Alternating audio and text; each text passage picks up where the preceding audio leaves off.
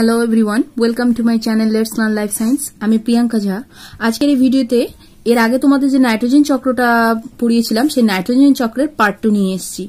এই ভিডিও লেকচারে তোমরা জানবে নাইট্রোজেন চক্রের পার্ট 2 এ অ্যামোনিফিকেশন, নাইট্রিফিকেশন আর নাইট্রোজেন মোচন বা ডিনাইট্রিফিকেশন সম্বন্ধে।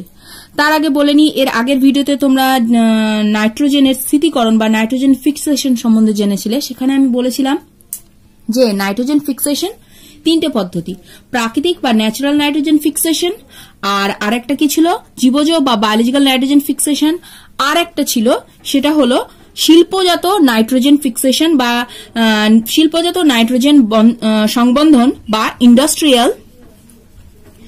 Industrial nitrogen fixation. এই ইন্ডাস্ট্রিয়াল নাইট্রোজেন ফিক্সেশনটা কিভাবে হয়? কৃষি ক্ষেত্রে যে ইউরিয়া তারপরে ধরো অ্যামোনিয়া এই সারগুলো যে কৃষি ক্ষেত্রে ইউজ হয়, এই সারগুলো যখন মাটিতে ইউজ করা হয় এতে তো নাইট্রোজেন থাকে। এই নাইট্রোজেন গুলো তখন ডাইরেক্টলি মাটিতে মিশে যায়। আর তাছাড়া যে সার কারখানাগুলোতে এই ইউরিয়া, অ্যামোনিয়া এই ধরনের নাইট্রোজেন গঠিত সারগুলো তৈরি হয়, সেই সার কারখানা থেকেও সেই বর্জ্য পদার্থ যেগুলো থাকে সেগুলো যখন সিওয়েজের মাধ্যমে, যখন সেগুলো জলের মাধ্যমে নদীতে নিষ্কাশিত হয়, তখন সেগুলো আবার মাটিতে মিশে গিয়ে, চারিদিকে মাটিতে মিশে গিয়ে বন্যা টন্যা হলে আবার মাটিতে নাইট্রোজেনের পরিমাণটা বৃদ্ধি করে। এভাবে হয়ে যায় নাইট্রোজেন ফিক্সেশন। এবার আমরা জানবো আজকে অ্যামোনিফিকেশনটা কি? অ্যামোনিফিকেশন হলো জীবদেহগুলো যখন মৃত জীবদেহ যেটা মাটিতে থাকে, সেই জীবদেহের মধ্যে যে প্রোটিনটা থাকে, জীবদেহে কি থাকে? প্রোটিনটা থাকে। এই প্রোটিনটা যখন অ্যামাইনো অ্যাসিড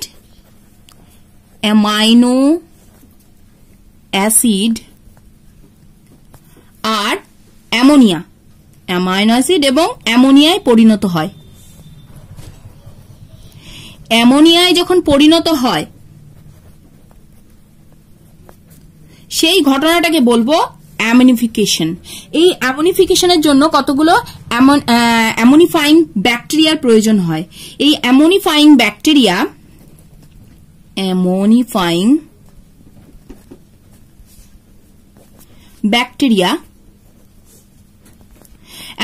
কতগুলো ব্যাকটেরিয়া আছে, সেই ব্যাকটেরিয়াগুলোর নাম কয়েকটা আমরা জেনে নিব। যেমন ধরো ব্যাসিলাস মাইকয়েডেস। আরেকটা জিনিস, যখন বিজ্ঞানসম্মত নাম লিখতে হয় তখন তার নিচে সবসময় আন্ডারলাইন করতে হয়। তো ব্যাসিলাস মাইকয়েডেস আর আরেকটা ব্যাসিলাস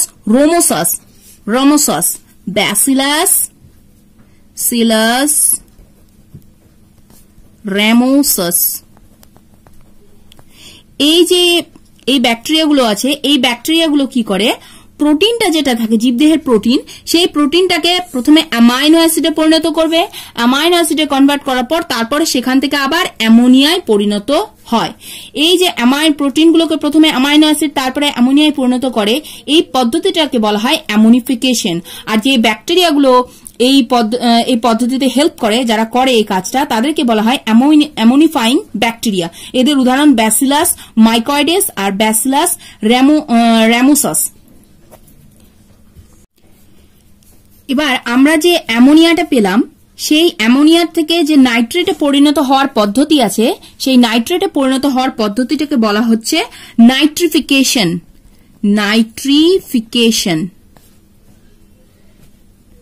নাইট্রিফিকেশনটা কি? এই যে অ্যামোনিয়াটা আমরা পেলাম, অ্যামোনিয়ায় পরিণত হলো, অ্যামোনিফিকেশনের মাধ্যমে অ্যামোনিয়া পেলাম আমরা, প্রোটিন থেকে অ্যামাইনো অ্যাসিড আর অ্যামোনিয়া পেলাম। এই যে অ্যামোনিয়াটা হবে এই অ্যামোনিয়াটা যখন আমরা যখন এখান থেকে প্রথমে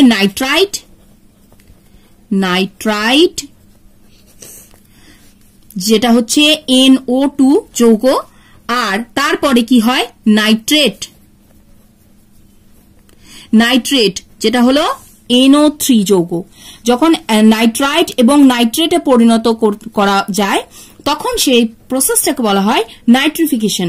আর এই নাইট্রিফিকেশনের জন্য কতগুলো জীবাণু, যেটা হলো ব্যাকটেরিয়া, দায়ী। সেই ব্যাকটেরিয়াগুলো কি?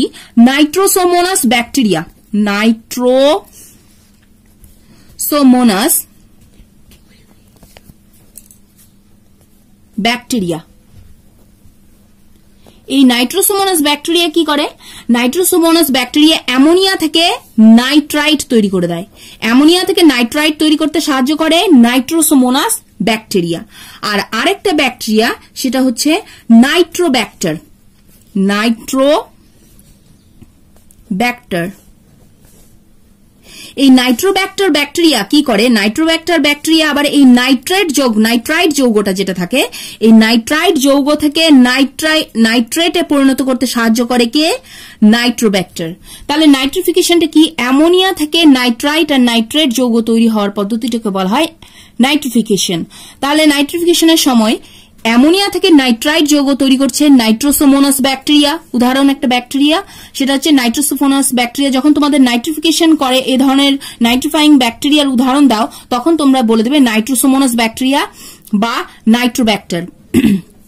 এবার নাইট্রোসোমোনাস যেহেতু অ্যামোনিয়া থেকে নাইট্রাইটে পরিণত করছে কে? Nitrosomonas bacteria. আর নাইট্রাইট থেকে নাইট্রেটে পরিণত করছে নাইট্রোব্যাক্টার ব্যাকটেরিয়া। এবার আসছে ডিনাইট্রিফিকেশন। ডিনাইট্রিফিকেশন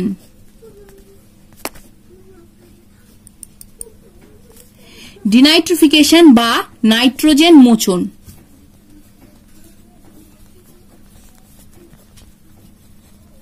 তো ফার্স্টে আমরা নাইট্রোজেন ফিক্সেশন পড়েছিলাম, যে মাটিতে নাইট্রোজেনের স্থিতিকরণ। তারপর থেকে অ্যামোনিফিকেশন, নাইট্রিফিকেশন আর ডিনাইট্রিফিকেশন যে প্রসেসগুলো হচ্ছে, সেই প্রসেসগুলো বায়ুমণ্ডলে পুনরায় নাইট্রোজেন কিভাবে ফিরিয়ে দেওয়া যায়, সেই প্রসেসটাই হচ্ছে এই তিনটে প্রসেস মিলে পুনরায় বায়ুমণ্ডলে নাইট্রোজেনকে ফিরিয়ে দেওয়া হচ্ছে। এভাবে নাইট্রোজেন চক্র চলছে। তাহলে ডিনাইট্রিফিকেশন মানে নাইট্রোজেন মোচন। নাইট্রোজেন মোচন শুনে তোমরা বুঝতে পারছো যে মাটিতে যে নাইট্রোজেনটাকে স্থিতিকরণ করা ছিল, সেখান থেকে পুনরায় আবার নাইট্রোজেনটাকে প্রকৃতিতে ফিরিয়ে দেওয়া, বায়ুমণ্ডলে ফিরিয়ে দেওয়া। তো তার জন্য ফার্স্ট স্টেপ ছিল অ্যামোনিফিকেশন, নেক্সট স্টেপ ছিল নাইট্রিফিকেশন, এবার হচ্ছে ডিনাইট্রিফিকেশন। ডিনাইট্রিফিকেশনে কি হয়? নাইট্রোজেন ঘটিত যে যৌগ থাকে, নাইট্রোজেন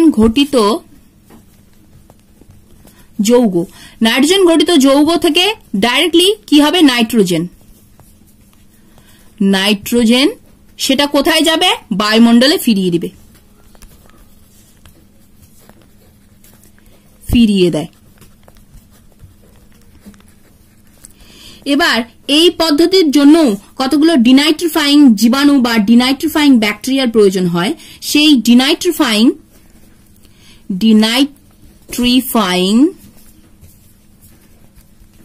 ব্যাকটেরিয়া, যে জীবাণুগুলোর প্রয়োজন হয় সেগুলো কি? একটা হচ্ছে থায়োব্যাসিলাস ডিনাইট্রিফিকান্স, থায়োব্যাসিলাস ডিনাইট্রিফিকান্স।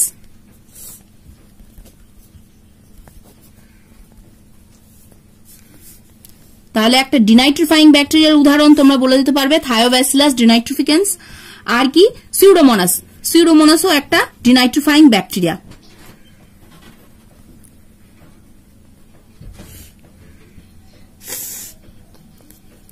সিউডোমোনাস। তাহলে এরা কি করে? যে নাইট্রেট যৌগ থাকে, নাইট্রেট যৌগ আমরা কোথায় পেয়েছিলাম? আমরা পেয়েছিলাম যখন নাইট্রিফিকেশন করলাম, তখন আমরা পেয়েছিলাম নাইট্রাইট থেকে নাইট্রেট যৌগ তৈরি হচ্ছে নাইট্রোব্যাক্টার ব্যাকটেরিয়ার মাধ্যমে।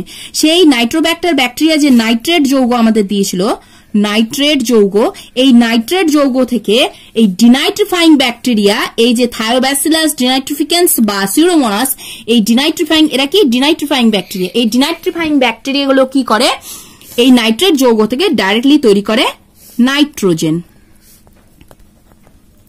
আর এই নাইট্রোজেন তখন বায়ুমণ্ডলের মধ্যে তখন ফিরে যায়। এভাবে ডিনাইট্রিফিকেশন সম্পন্ন হয়। তাহলে এইভাবে নাইট্রোজেন চক্র কমপ্লিট হয়। নাইট্রোজেন চক্র এইভাবে কমপ্লিট হয়। আর এই নাইট্রোজেন চক্র এর কি প্রয়োজনীয়তা বা গুরুত্ব? নাইট্রোজেন যেহেতু জীবদেহের একটা প্রয়োজনীয় উপাদান, নাইট্রোজেন ছাড়া অ্যামাইনো অ্যাসিডের গঠনের জন্য নাইট্রোজেনের প্রয়োজন, আর সেই অ্যামাইনো অ্যাসিড থেকেই প্রোটিন তৈরি হয়। এগুলো এত ডিটেলস দরকার নেই যদিও। তো এই নাইট্রোজেনের, জীবদেহে নাইট্রোজেনের প্রয়োজন, আর প্রকৃতির মধ্যে নাইট্রোজেনের ভারসাম্য বজায় রাখা। জীবদেহেও নাইট্রোজেন প্রয়োজন, প্রকৃতির মধ্যে নাইট্রোজেনের ভারসাম্য বজায় রাখা, এই দুটো কারণের জন্য নাইট্রোজেন চক্র খুব প্রয়োজন। এটা হচ্ছে নাইট্রোজেন চক্রের তাৎপর্য। আশা করি তোমরা বুঝতে পেরে গেছো যে নাইট্রোজেন চক্রটা কি। আর ভিডিওটি ভালো লাগলে তোমরা অবশ্যই ভিডিওটিকে খুব খুব খুব শেয়ার করবে আর লাইক কমেন্ট করতে ভুলবে না। Thank you for watching.